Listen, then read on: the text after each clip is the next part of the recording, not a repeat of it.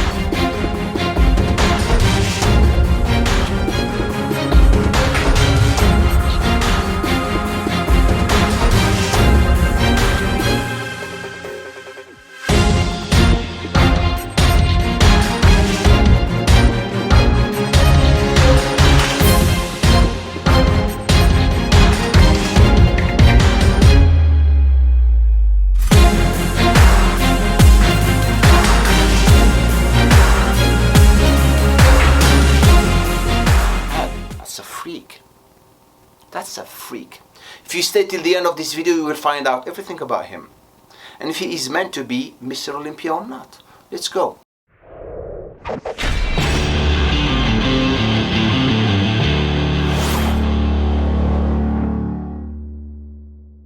Welcome to J-Core. If you're here for the first time, thank you for being with us.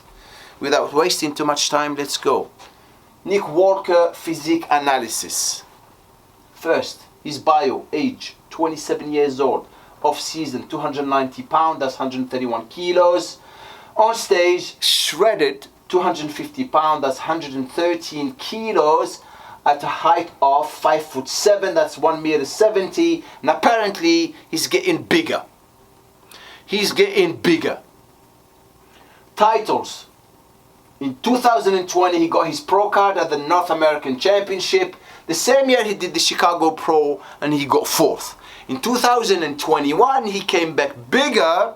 He won the New York Pro and the Arnold Classic and he got 5th at the Olympia. Now we move to the next section, how he is genetically put together. First, his clavicles, they are medium. What decide the width of your shoulders is not the exercise that you are doing like many people are telling you.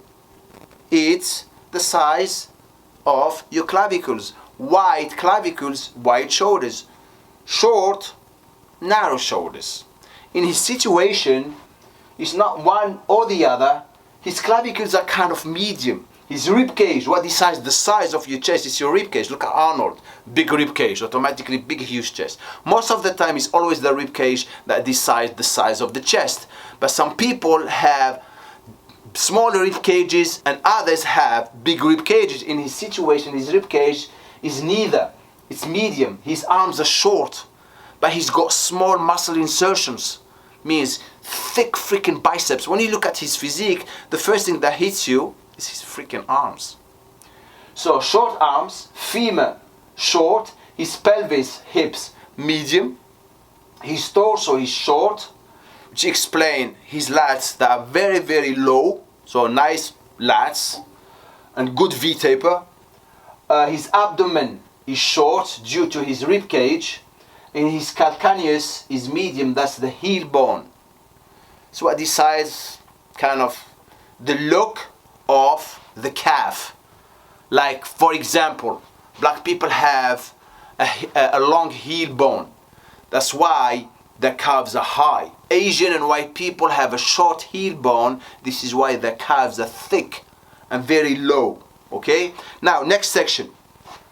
I will be moving to his strong points versus his weak points. The first thing that hits you when I look at Nick is his freaking arms and shoulders.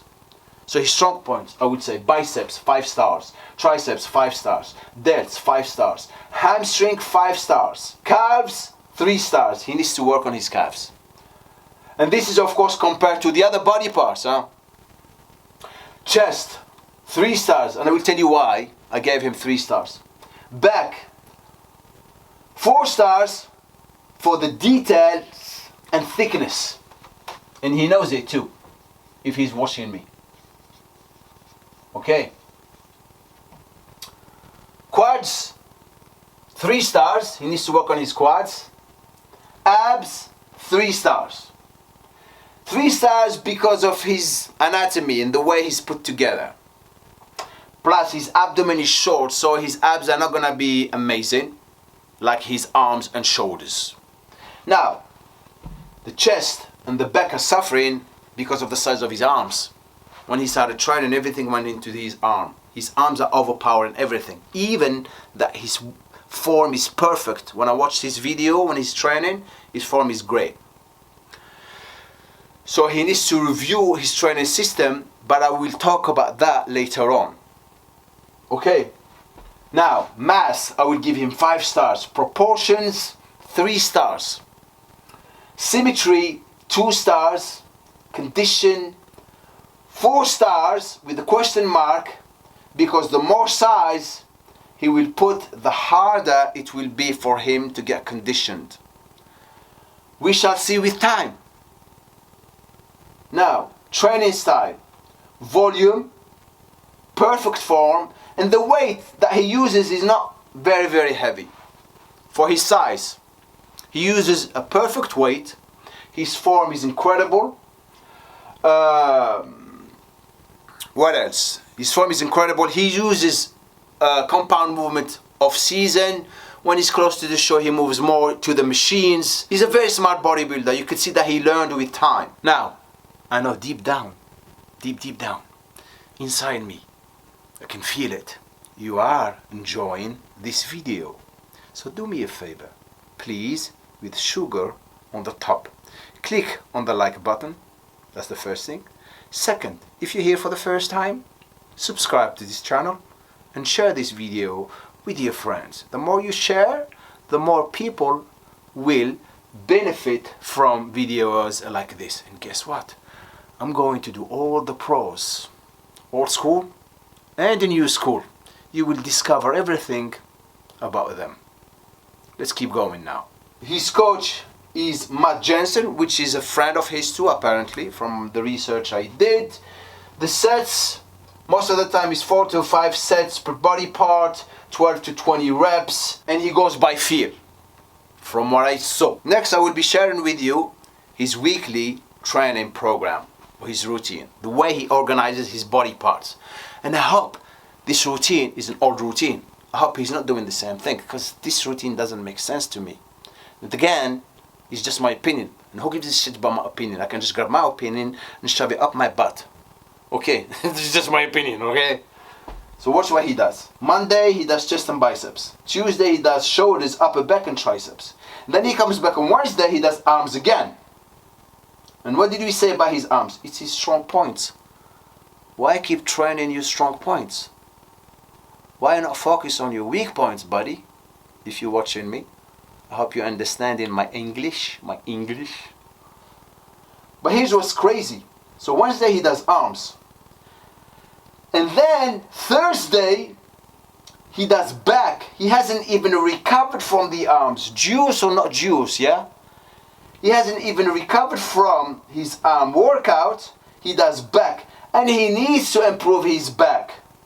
And you know, and I know, that back needs a lot of freaking energy. So he does back after arms, and then the last day, Friday, he does quads. He goes through all the easy body parts to do the hard body parts, which is Friday, which is his weak points. And after that, he does hamstring, glutes, and upper back. And I don't know why he's splitting up and lower back. I don't know. And then Sunday is off. If it was me, I'd start with the quads. Start with the weak body part, buddy. But then again, it's just my opinion. What do I know? I have 36 years in this business. What the fuck do I know? Just my opinion if you're watching this video, bud.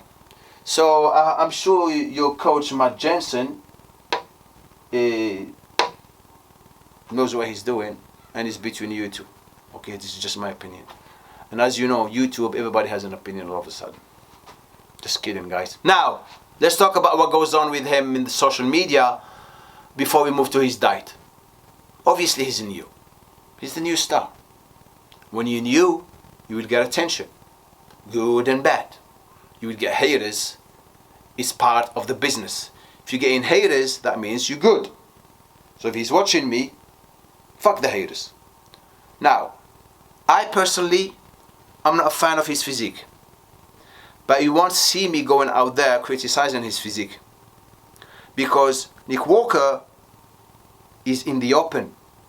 And open, they don't give a shit anymore about how symmetrical and he's got lines.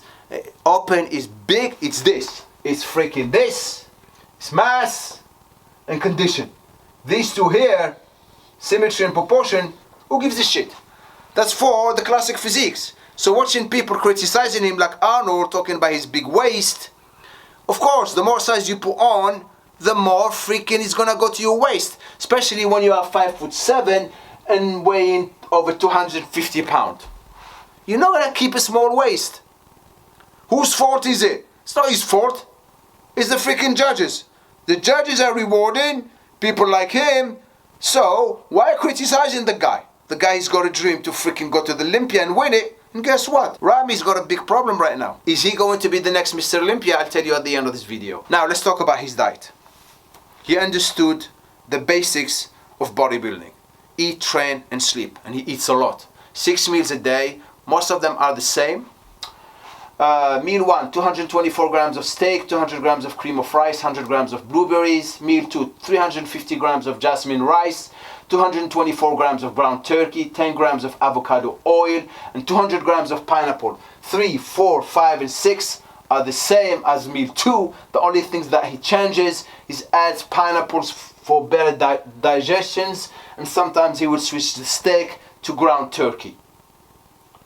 But the guy works hard, trains, and he will win the Olympia with time.